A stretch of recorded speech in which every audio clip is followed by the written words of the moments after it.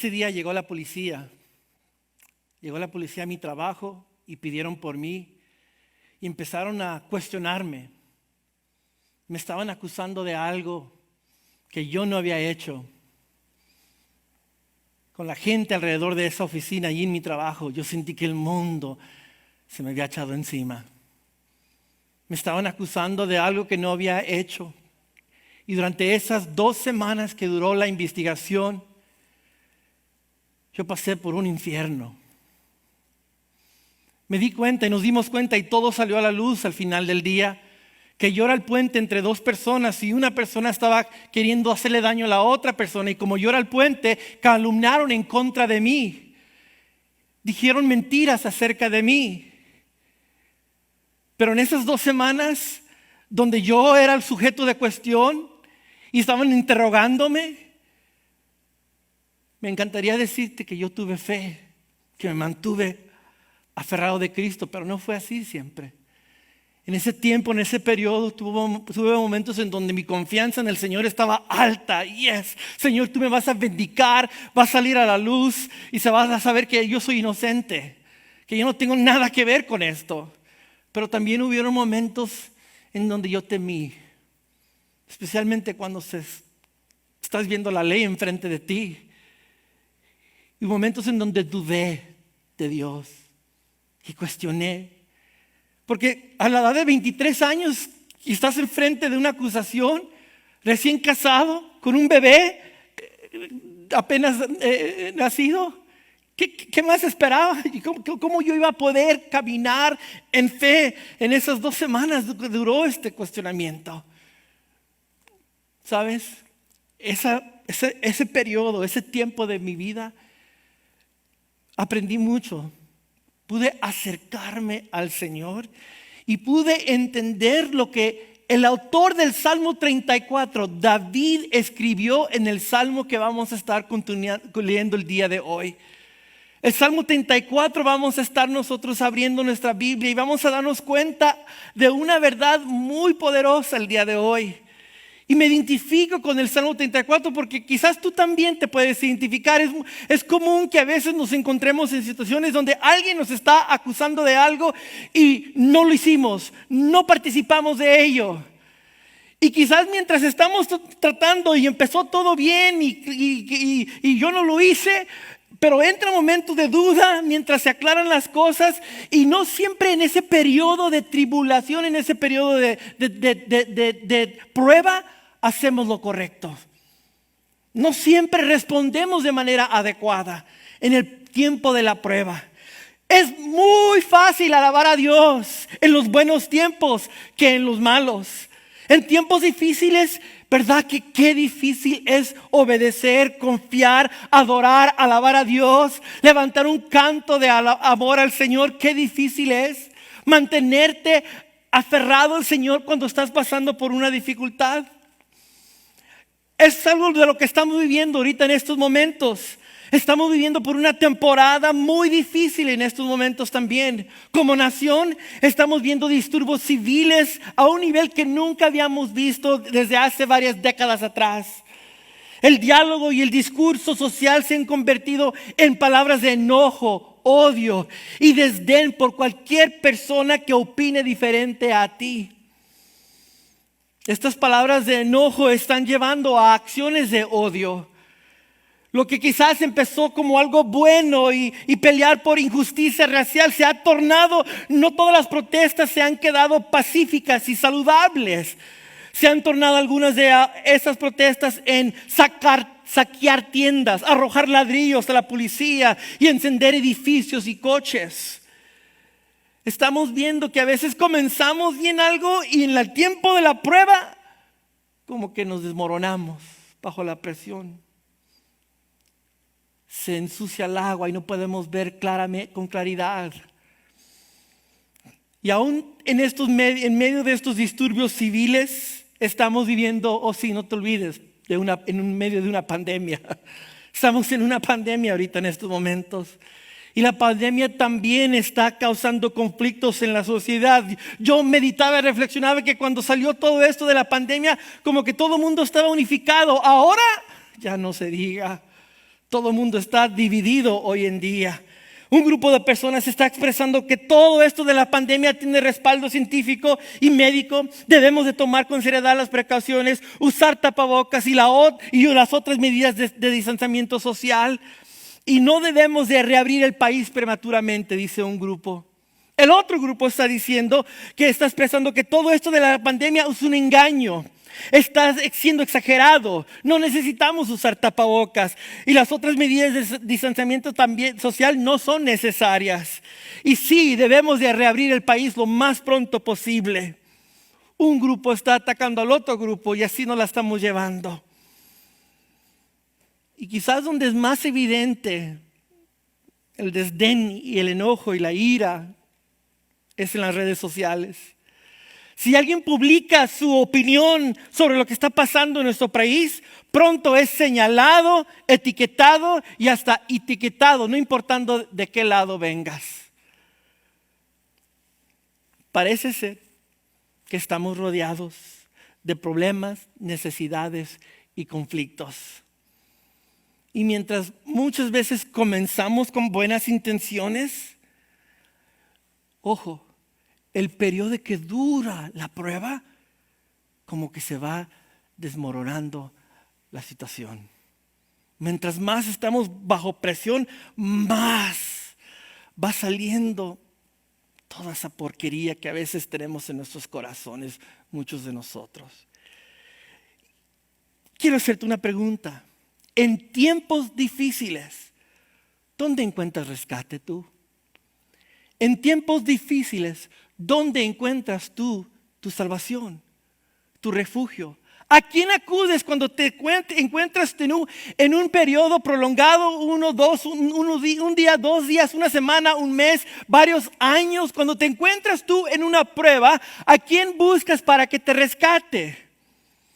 Cuando necesito yo ser rescatado en un tiempo difícil, ¿en quién me estoy apoyando? ¿Sabes? El Salmo 34 contiene nuestra respuesta.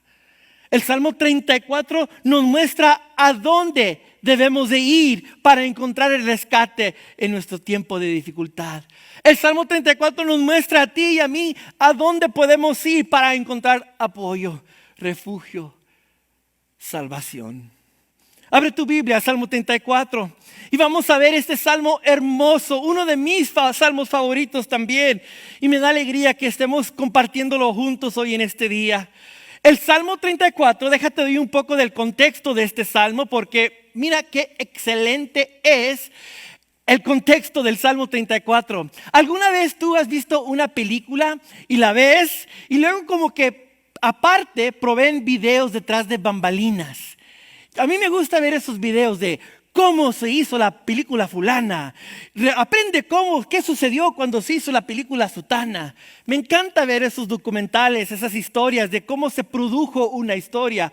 Pues hoy vamos a hacer eso en el día de hoy. Hoy vamos a ver cómo se escribió el Salmo 34, cómo lo detrás de bambalinas detrás del Salmo 34. Y la primera pista para saber ¿cuál es el contexto que sucedió detrás del Salmo 34? Es el título que el Salmo 34 lleva. Nota, es importante hacerle énfasis a los títulos porque nos dan pistas de cómo interpretar adecuadamente el Salmo, la canción que estamos viendo de parte de los Salmos. Nota cómo dice el título del Salmo 34. Dice, Salmo de David cuando fingió estar demente ante Abimelech, o el rey Aquís. Después lo vamos a conocer a Abimelech como el rey Aquís. ¿Y por qué tiene 2 nombres? Abimelech es un título como decir el César. Pero sabemos que un César tenía un nombre, Nero. Y así el título de la posición. Abimelech se le decía a la posición del rey sobre los filisteos. En este caso es el rey Aquís. Ok, dice, Salmo de David cuando fingió estar demente ante Abimelech, por lo cual éste lo arrojó de su presencia. Ahora, ya nos está ubicando esta canción, este himno, donde comenzó, de dónde parte este salmo. Y este periodo en el tiempo de la vida del rey David fue al principio de su vida. David tenía aproximadamente 20 años de edad cuando él vivió lo que vamos a aprender el día de hoy. Tenía como 20 años de edad él. ¿Y qué estaba sucediendo cuando David tenía 20 años de edad aproximadamente? ¿Qué estaba pasando? Bueno, ¿qué estaba pasando? Todo le estaba yendo chido a David. Todo le estaba yendo muy bien al rey David. Bueno, no era rey en esos entonces. Sí, ya había sido ungido por el rey, por el Samuel, el profeta. El profeta lo ungió, lo escogió del abismo, de ser el último de los hijos de Isaí, el olvidado, cuidando las ovejas. Dios lo saca de allí, del anonimato, y lo trae al centro, ¿verdad? Y lo unge el profeta Samuel. Después sucede lo de Goliat. Y ninguno del pueblo de Dios, de los soldados del pueblo de Israel, se atreve a pelear en contra de Goliat. Pero David, él sí se atrevió. Él se levanta y él va y él con la onda, ¿verdad? Se me estaba olvidando, con la onda, ¿verdad? Y las 5 piedritas, agarra una de ellas y la tira y mata a Goliat, ¿verdad? Y que todo el mundo empieza a hacerle ¿qué a David? Lo empiezan a elogiar. Yeah, David mató, Saúl mató a 1000, pero David a sus 10,000. Ojo, chico, la fama y la gloria de David empieza a crecer, a crecer, a crecer. Pasan unos cuantos años allí y ahora David es muy poderoso. Tiene un puesto prominente en el ejército de Saúl. David ahora es un soldado victorioso bajo el rey Saúl. ¿Y qué hace el rey Saúl? Le da a su hija Mical para que David se case con ella. Y David ahora tiene una esposa, es la mujer de su juventud, todo le está yendo muy bien a David cuando él tiene más o menos como 20 años de edad. Mira, nos lo dice el texto. Primera de Samuel 18:14 dice: David tuvo éxito en todas sus, plural, expediciones. Quiere decir que él ya llevaba tiempo como soldado para Saúl y iba ganando y ganando y ganando. ¿Y qué le sucede? ¿Cuál es la recompensa de un soldado que va ganando, ganando, ganando? Va ascendiendo, ascendiendo, ascendiendo a llegar a ser general, poderoso. Y eso es lo que está pasando con David. David tuvo éxito en todas sus expediciones porque el Señor estaba con él. Todo estaba yéndole muy bien a David. Y en ese tiempo, amigo que me escucha, David era un modelo de humildad, dedicación al Señor, obediencia leal al Señor. David estaba caminando conforme a la voluntad del Señor. Y cuando todo le estaba yendo muy bien a David, el rey Saúl se llena de celos enfermizos porque ve la popularidad de David crecer y lo ve como una amenaza a su trono, y Saúl toma la decisión y empieza a querer matar a David. Y allí todo empieza a cambiar. Saúl, con estos celos enfermizos, empieza él con toda fibra de su existencia a desear matar a David, porque David ha llegado a un punto donde él ha crecido su fama. Y mira lo que dice el versículo 15 del Samuel 18. Al ver el éxito de David, Saúl se llenó de temor. Se llenó de temor. Ojo, allí empieza un periodo de 10 años de David huyendo de la mano de Saúl. ¿Sabes cuánto duró la prueba de David? 10 años.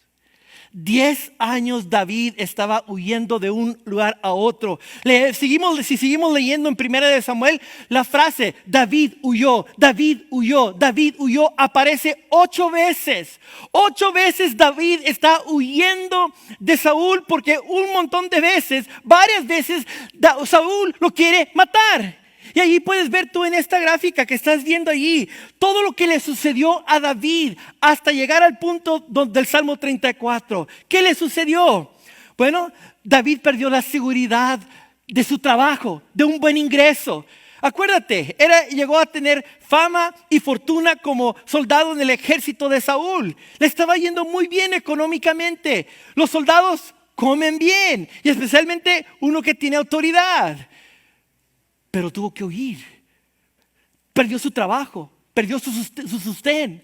Segundo, David perdió la mujer de su juventud, Micael. en una serie de engaños y mentiras para poder él salvar su pellejo. Mical le miente a su papá Saúl, ¿verdad? Y Saúl se enoja, pero después Micael le echa la culpa a David con su papá. Micael le dice a Saúl: papá, David me quiso matar, por eso huyó David. Y eso enfurece a Saúl aún más para querer matar a David.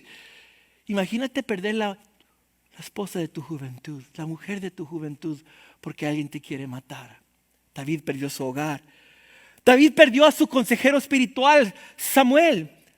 Cuando David quería buscar consejo y ayuda, si Saúl se daba cuenta que David fue a buscar ayuda con alguien, Saúl mataba a esa persona. Eso es lo que le pasó al sacerdote Ahimelech. David fue a buscar ayuda con Ahimelech y que se dio cuenta Saúl, y Saúl mató al sacerdote que le ayudó. Claro, con engaño. Lamentablemente David engañó a Ahimelech, ¿verdad?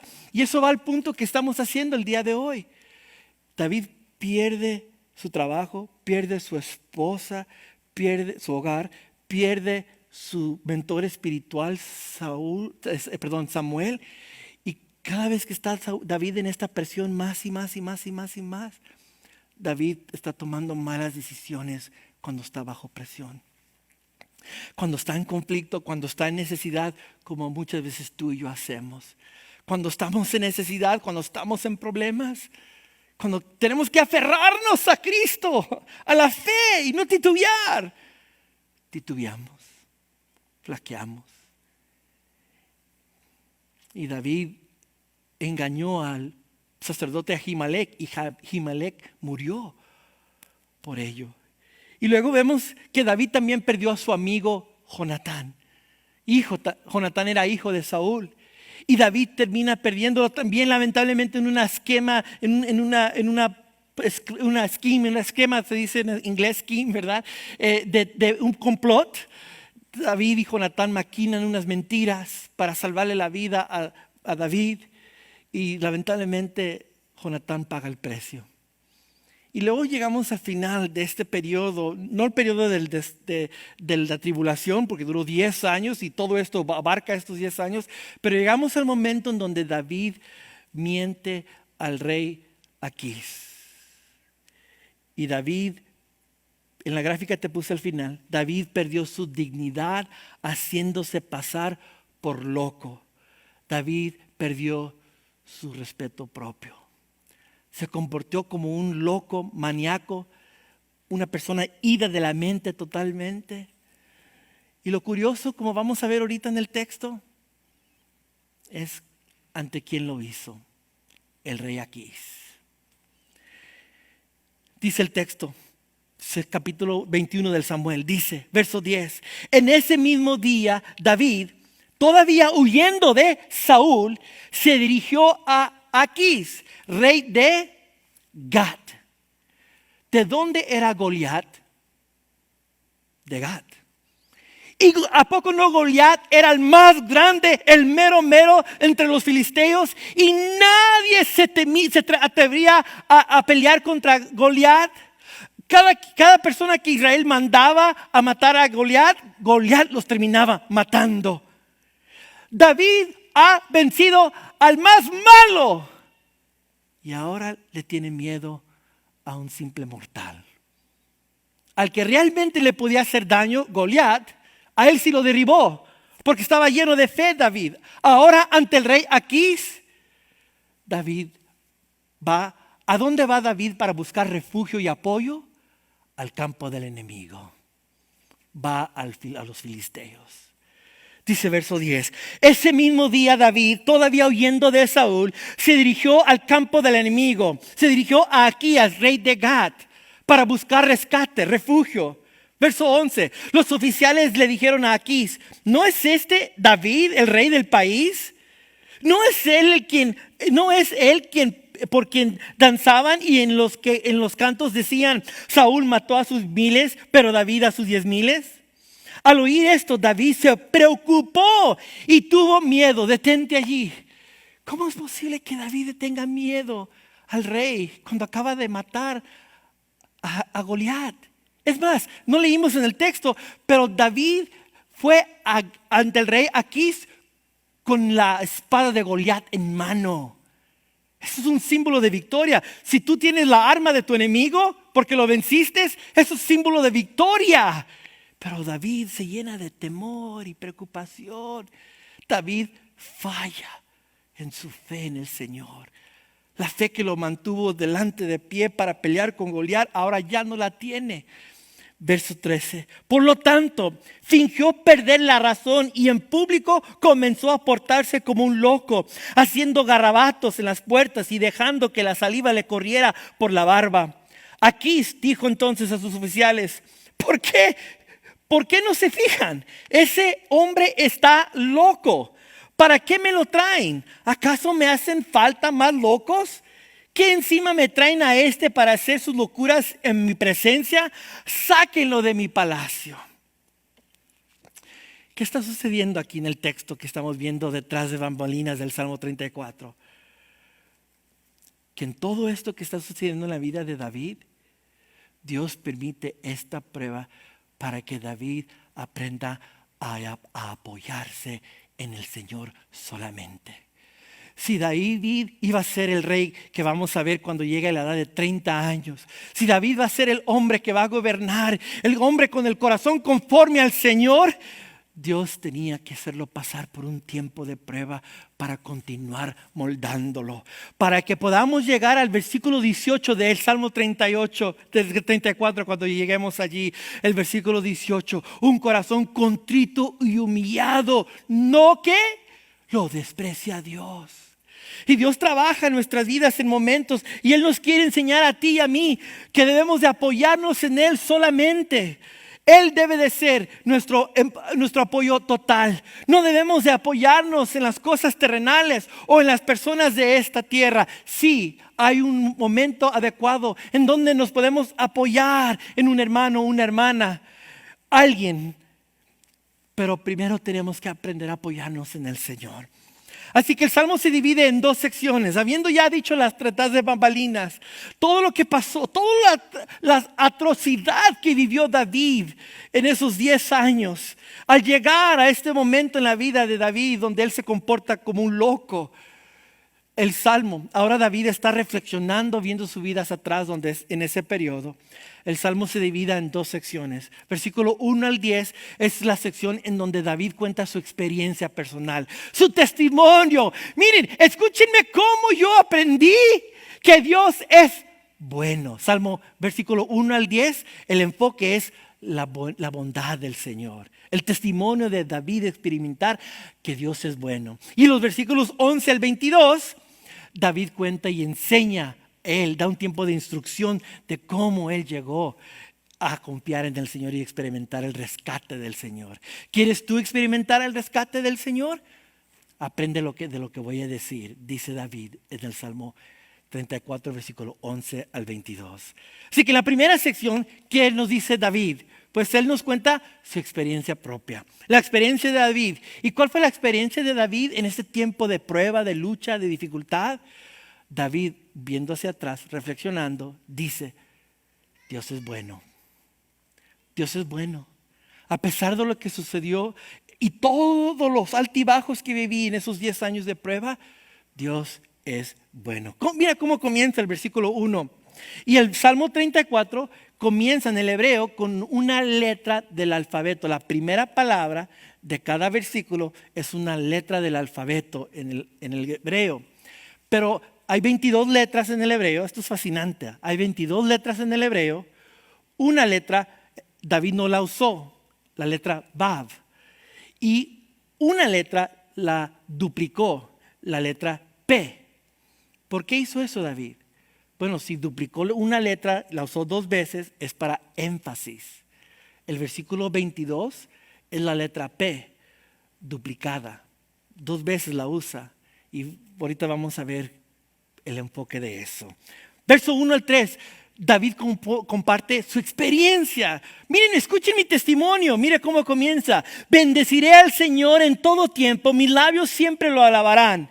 Mi alma se gloriará en el Señor. Lo oirán los humildes y se alegrarán. Engrandezcan al Señor conmigo. Exaltemos a una su nombre.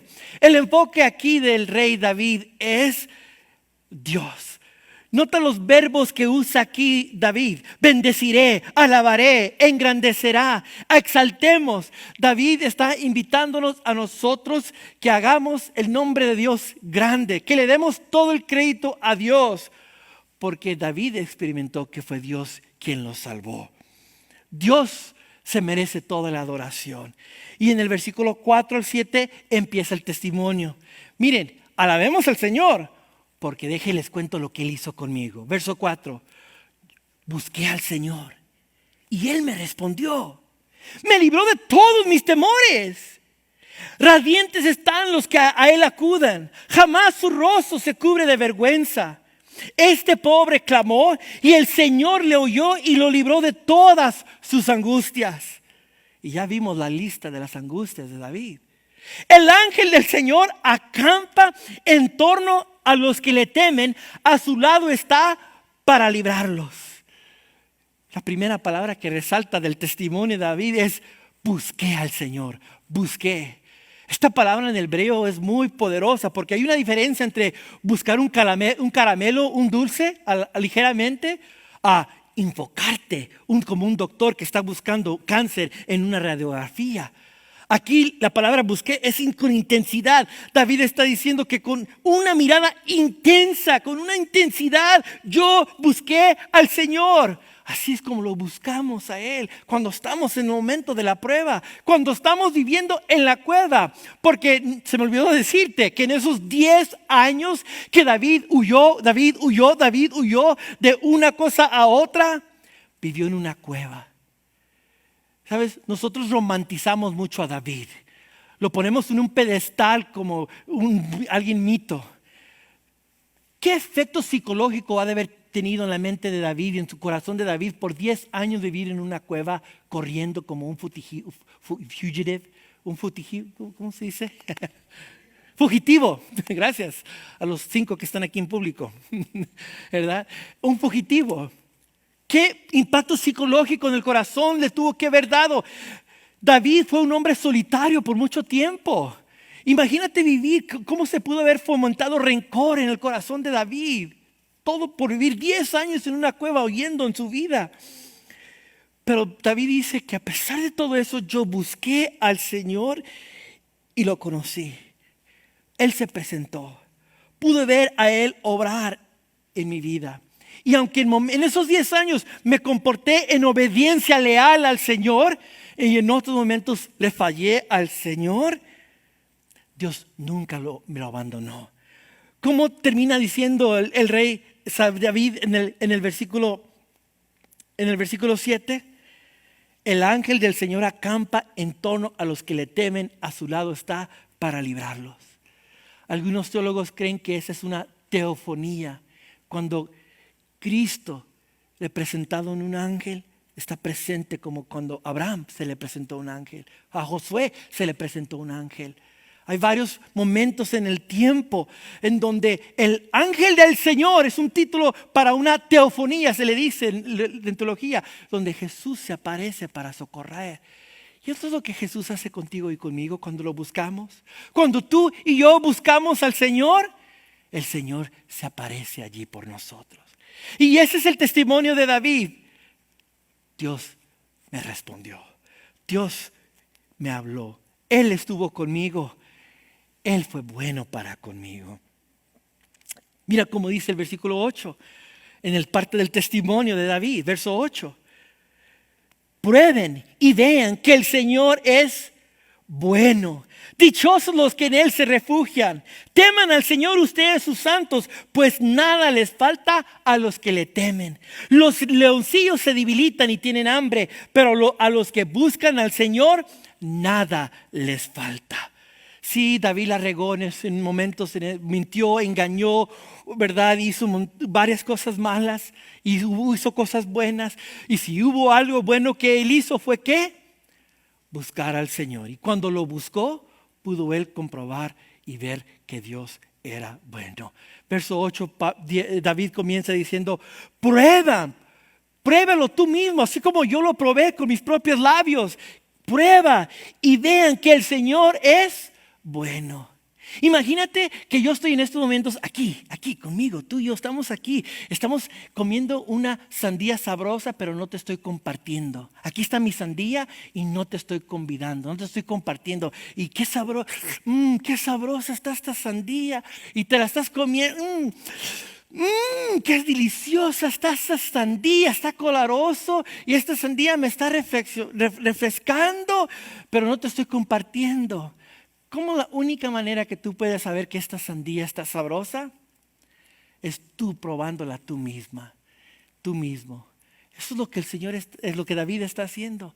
Nos está invitando a que comamos la sandía para que por nuestra propia cuenta comprobemos de que Dios es bueno. Porque ese es el testimonio de David, que en esos 10 años de prueba, Dios fue bueno con él. Yo ahora tengo 43 años. Ayer sábado, Yesenia y yo hablábamos de las temporadas oscuras en nuestro matrimonio, en nuestras vidas personales. Reflexionábamos, Yesenia y yo anoche, cuando en los momentos hemos estado en la prensa, siendo puestos a prueba de diferentes maneras. ¿Y sabes la conclusión? Al ella y yo hablar de los momentos difíciles en nuestras vidas, ahora puedo decir en estos momentos, Dios es bueno. He probado que Dios es bueno y fiel. Y claro, si tú has probado de una sandía deliciosa y la gente está alrededor de ti, vengan, les comparto de mi sandía. Prueban qué deliciosa está. Lo más natural a compartir tus vacaciones que te gustaron y disfrutaste es decirle a alguien más, mira, fui a vacacionar a Hawái y cómo me encantó. Fui a Alaska y cómo me encantó. Cuando tú pruebas algo sabroso, lo más natural es compartirlo.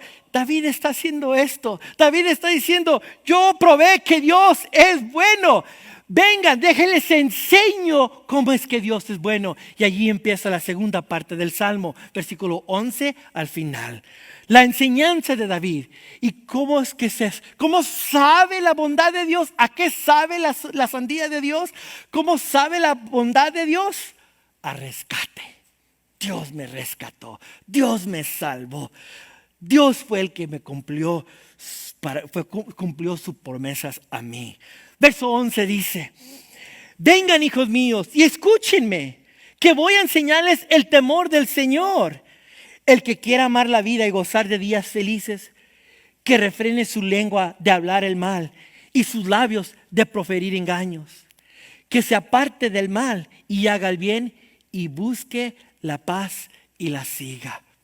Aquí David está diciendo, ¿sabes cómo llegué yo a probar que el Señor es bueno?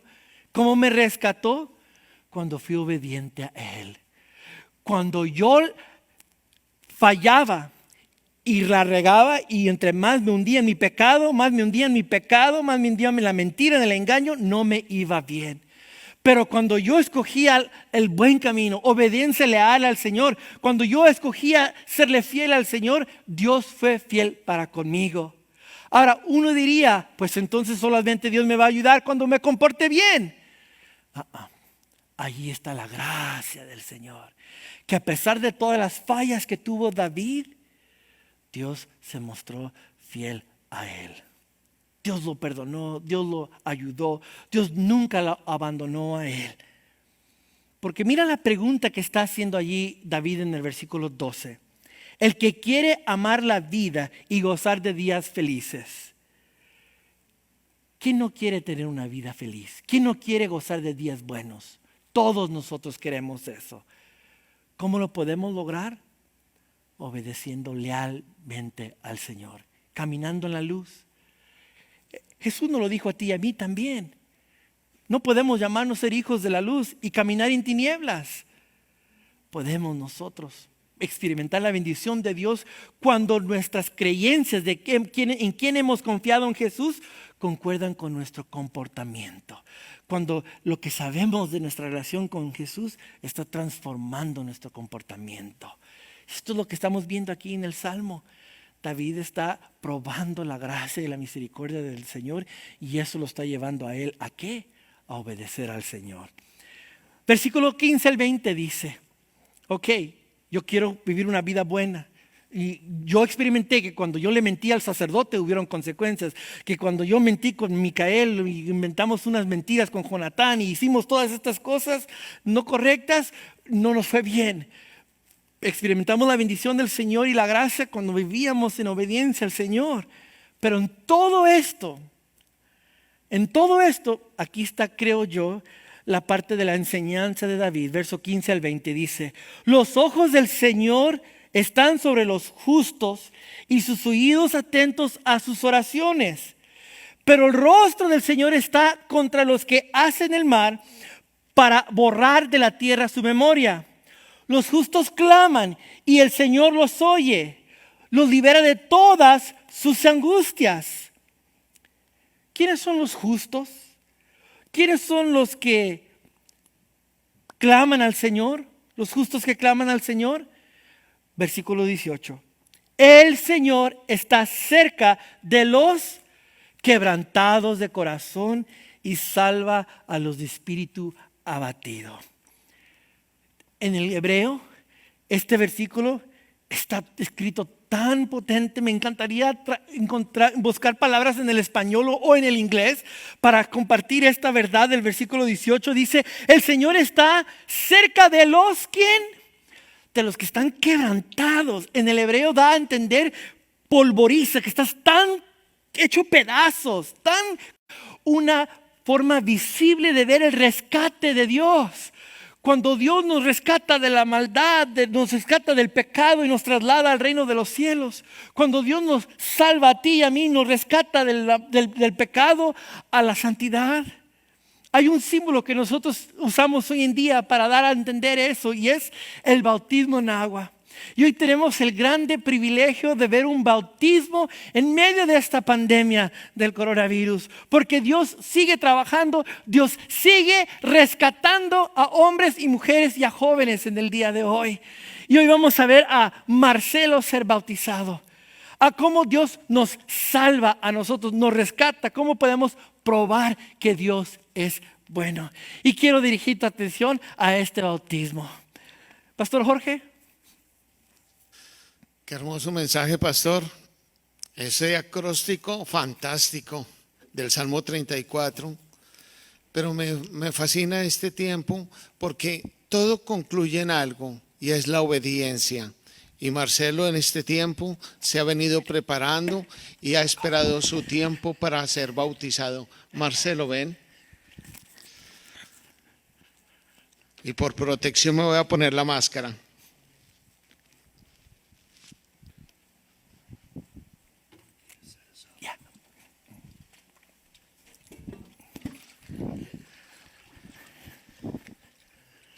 Bien, bien, Marcelo, siéntate ahí.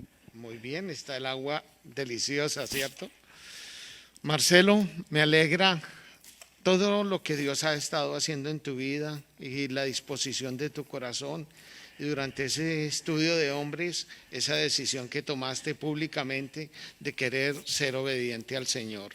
Por eso, yo como pastor te voy a bautizar en el nombre del Padre, del Hijo y del Espíritu Santo.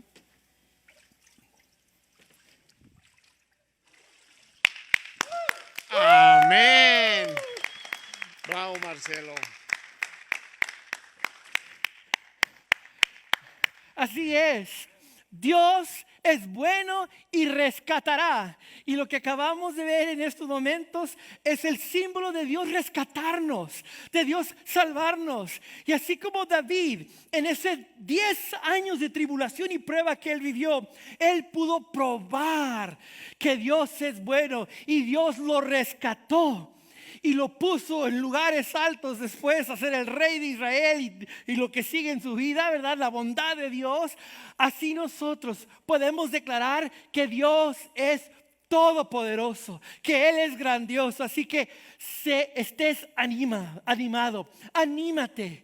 Que a pesar de la tribulación que estás pasando, a pesar de la presión que estás sintiendo, no importa la tribulación, no importa que cuando venga el oficial a tocarte al trabajo y pedirte, tengo que interrogar a Jaime porque lo acusan de esto. Y tú decir, ¿cómo es posible? Y entrar a un periodo de dificultad, sepas de que Dios es bueno, Él es todopoderoso. Así que vamos a cantar y declarar con nuestras palabras. Vamos a hacer lo que dice el Salmo 34 al principio, en el versículo 1 al 3. Vamos a engrandecer, vamos a bendecir, vamos a alabar al Señor cantando que Él es todopoderoso.